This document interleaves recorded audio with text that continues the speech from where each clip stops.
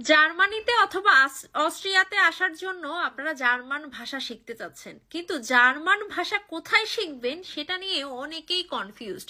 আচ্ছা, যদি এইরকম হয় যে জার্মান ভাষা শেখার জন্য আপনার বাংলাদেশে কোথাও কোনো টিচার খুঁজে পাওয়া লাগবে না, আপনি জার্মান ভাষা শেখার জন্য আপনি হচ্ছে জার্মানিতে অথবা অস্ট্রিয়াতে চলে আসতে পারবেন। আচ্ছা, বলে রাখি, অস্ট্রিয়া হচ্ছে জার্মানির পার্শ্ববর্তী দেশ, সেই দেশেরও ভাষাই হচ্ছে জার্মান। তো যার কারণে জার্মানির কৃষ্টি, কালচার, জব, সব এনভায়রনমেন্ট, ইনকাম এবং অস্ট্রিয়ার সবকিছু সেম টু সেম, এই জন্য ভাষাও একরকম।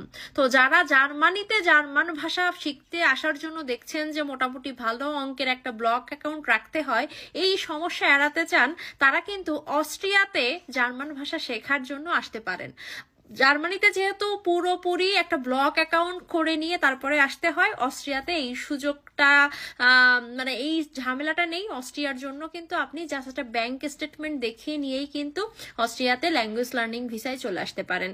তো বিস্তারিত যদি জানতে চান সেক্ষেত্রে কমেন্ট করে জানাবেন, আমি চেষ্টা করব আপনাদের এই ভিসায় আসার জন্য বিস্তারিত কি কি করতে হয় সেগুলো জানানোর জন্য।